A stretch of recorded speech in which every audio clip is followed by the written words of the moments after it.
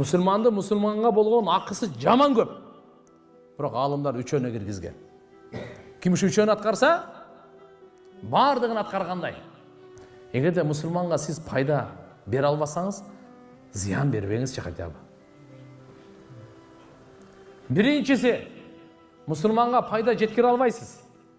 Жеткире албайсыз да, кылгыңыз келбейт да, короче. Мусулманга пайда жеткиргиңиз келбейт вообще-чи.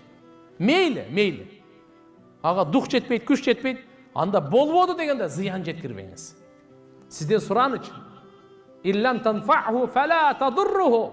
Эгерде сиз пайда жеткире албасаңыз, зыян жеткирбей эле коюңчу.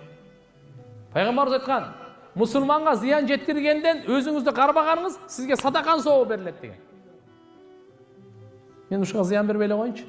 Мен ушуга зыян жеткирбей эле коюн, садакан сообун ала бересиз. А эгерде пайда жеткирсеңиз, пайгамбарыбыздын дуасын аласыз. Хайрун нас майян фаун нас. Адамдардын эң мыктысы ким десе, адамдарга пайда жеткирген дейт. Адамдарга пайда жеткирген бул адамдын эң мыктысы экен. Ошон үчүн бирибизге пайда жеткирүү ниетинде жашайлы. Өзгөчө кошуналарга. Кошунага менин пайдам жетсин, менин зыяным жетпесин. Азыр баягы айтканда, мейли пайдаңыз жетпесе да, хотя бы кошунага зыян жеткирбеңиз. Зыян жеткирбеңиз. Ана мындай болбоңуз. Имма болбогула деген. Имма. Ал эмне экен? Адамдар жакшылык кылса, мен деле жакшылык кылам, жамандык кылса, мен деле жамандык кылам. Жашоо айткан, түлкү болсоң түлкү бол. Бизде сөз бар го? Бөрү болсоң бөрү бол, түлкү болсо түлкү бол. Биздин шариятта андай жок. Буну каяктан таап алгансыз билбейм, бирок издеп көрүң. Бирок пайгамбарыбыздын таалими мындай эмес. Пайгамбарыбыздын таалими кандай? Имма болбогула деп атат. Не дейт? Адамдар жакшылык кылса, жакшылык кылыңыз, жамандык кылса, жамандыгынан сактаныңыз. Мына биздин динибиз. Жамандык кылсак мен деле жамандык кыла берем деп, андай эмес. Кошунаңыз сизге жамандык кылып атат, угуп туруңуз. Кошунаңыз сизге жамандык кылат. Сиз жамандык кылбай эле турасыз, жакшылык кылсаңыз кошунаңыз жаман. Эми өчөшүпсүздөр, кеттиңиз да баштап кетти. Ал баштады эле, биринчи ушу баштады деп. Жок. Анын жаман, биздин динибиз анын жамандыгынан сактануу гана. Ошон үчүн биринчи мусулмандардын укугу өзгөчө. Айылдарыбыз төлөйкөн, көчөлөрүбүз, кошуналарыбыз, тууган урук ким гана болбосун. Иллам танфаху фала тадурруху.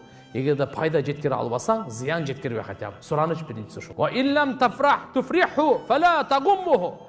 Эгерде экинчиси сиз анын көңүлүн көтөрө албасаңыз, кыжалат кылбаңыз хотя бы. Мусулмандын көңүлүн көтөрүңүз. Машина алдыңызбы? Машалла. Буйурсун, жакшылык айдаңыз. Мусулмандын көңүлүн көтөрүңүз. Ооруп кал, эчтеке болбойт, тазалануу. Лабас тахур, пайгамбарыбыз айткан. Бул тазалануу. Руханиятыңыз тазаланат. Күнөөдөн тазаланасыз. Эчтеке болбой Кудай кааласа. Көңүлүн көтөрүңүз мусулмандын. Кичине иши жүрүшпөй калды. Көңүлүн көтөрүңүз. Кою арам өлүп калды. Көңүлүн көтөрүңүз. Паланчасы агып кетти. Көңүлүн көтөрүңүз. Дүйнөдөн бир анча-мынча адамдар жоготту. Көңүлүн көтөрүңүз мусулмандын. Мусулмандын көңүлүн көтөрүү биздин ураныбыз. Көңүлүн көтөрө албайсызбы? Көтөрбөй эле коюң. Бирок аны кыжалат кылбаңыз анда. Кыжалат кылбаңыз анычы. Телефондар менен, үнүңүз менен, каякта жүрөсүңүз эне? Мисалы да? Же болсо машина менен кысып кыжалат кылып, түрлөр эми жолдон карасак. Пайгамбарыбыз айткан, тамашалап да кыжалат кылбагыла деген. Чындап эмес, тамашалап. Бир жолу мечиттен чыкса, бир сахаба экинчи сахабанын тамашалап кийимин, пут кийимин тияк-бияка коюп койгонго дейм. Ал таппай калган да. Кичине кыжалат болуп кеткен. Анан кийин кайтарып бергенде пайгамбарыбыз айткан. Кыямат күнү ушуга кантип жооп бересиң деген.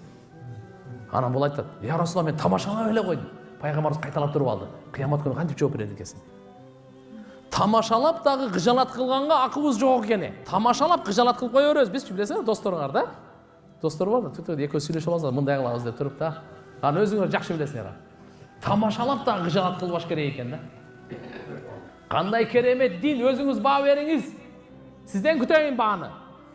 Биздин динибиз кандай керемет дин. Ушундай динге эмне үчүн келбейбиз? Эмне үчүн ушундай динди үйрөнбөйбүз? Эмне үчүн ушундай динди таркатканга Аллахтын жолуна чыкпайбыз? Ушу динди үйрөнөйлү. Үйрөнсөк ибадат. таркатайлы, ушунун аты дават. Өзүбүз ушу дин менен жашасак, дин Аллага буйругу ибадат кылсак, Алланын буйругу, Алланын колубуз. Эмне үчүн дават кылабыз? Пайгамбарыбыздын үммөтүбүз. Пайгамбарыбыз акыркы пайгамбар, буну жайылтпасак болбойт. Биз бири-бирибизге жайылтпасак ана ким жайылтат?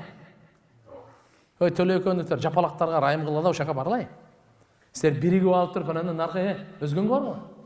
Оштуктар, талас күтүп калат. Кыргызстандыктар, Өзбекстанга бар. Орта Азия, Африкага баргыла. Бүткүл ааламга алхамдулилlah пайгамбарыбыздын райымдуулугун таркатайлы. Эмнени таркатайлы? Пайгамбарыбыздын таза жашоосун таркатайлы. Пайгамбарыбыздын райымдуулугун таркатайлы. Адамдардын бардыгы бактылуу болсун, бардыгы ынтымактуу болсун, бардыгы таза болсун, бардыгы кайрымдуу болсун, баары бири-бирине боорукер болсун. Ушуну таркатайлы деп жүрөбүз го. Эки болду, канча болду? Эки болду? Жо, мен саатты айтпай эле турдум. Үчөөнү айтпадык беле? Жашы көңүлмөн угуш керек, төлөкөн туруп шердесиңерби же каякта? Атма ыйландыңарбы? Улакка кетип калдыңарбы дейин да? Мен өзүмчө эле сүйлөп аткан жерим жокпу? Нормально. Үчүнчүсү турган, Алла ыраазы болсун. Жүзүңүздөрдөн эч качан кубаныч кетпесин. Караңыз, үчүнчүсү эмне дейт? Иллам тамдаху фала тадуму. Эгерде мусулманды мактай албасаңчы, жамандабай эле койчу качан. Эгерде мактай албасаң, жамандаба, болду, бүттү. Эң жакшысы сен макта мусулманды, бирок бетинде эмес. Жүзүндө мактаба. Бул эки жүздүүлүк. Пайгамбарыбыз айткан, ким жүзүндө мактаса, оозуна топурак салгыла деген. Нертеге баштабагыла төлөгөндөр, ким мактаса топурак. Топурак салбай деле калдык. Азыр эмне? Торт салабыз кайра. Азыр ушундай болуп калдык. Мени мактасаң тур. Наоборот айтабыз, мени мактап койчу бара. Чөнтөгүн акча салып коет. Мен ким экенин элдер билбей атат окшойт. Айтып койчу депчи. Биз мына койтуп алганбыз да. Пайгамбарыбыз айткан, бетинде мактаган мойнун сындырганга барабар деген. Бетинде мактаган мойнунга сындырганга барабар. Бул дин эмес. Жүзү жок учурда мактаган Эшмат аксакал гана бүгүн жок го. Азыр айтабыз да. Ал эмне болду депчи. Сразу сындайбыз. Токто, каралаба, сындаба. Каралаганга, сындаганга өзүңү кой, мактаганга бирөөнү кой. Башкаларды макта, өзүңдү карала. Айтып атат, эмне деп атат? Эгерде сен мактай албасаң, жамандаба, хотя бы болбоду дегенде жамандабай эле койчу. Мактаганга дух жетпейт экен сенде. Мактаганга дарман жетпейт. Жүрөгүңдөн ушу ачыла албай атасың да, ичиң тарды ушунча мактай албай атасың. Болбосо жамандабай эле кой, болду, жамандабай. Мына дин. Мына биздин уран жашай турганыбыз. Базарда болосузбу, көчөдө болосузбу, өкмөттө болосузбу? Поледе болосузбу, үйдө болосузбу? Каерде гана болбоңуз, мусулманды мактаңыз. Өзгөчө кимди көрө албастык кыласызбы, ошону мактаңыз. Нафсти чыгыртыңыз. Нафс айтат, мактаба дейт, бирок ошону мактаңыз. Ошон үчүн мусулманды жүзү башка жакта мактаганчы миңдеген ибадаттан жогору турат. Анткени бул жерде ынтымак бар. Биз жүзү жогунда мактасак, Алла Таала жүзүн алхамдулилlah башыбызды билди. Эгерде мактай албайбызбы, анда сизди тартыңыз жамандарга. Ошо кыйбат болот, же токпак болот.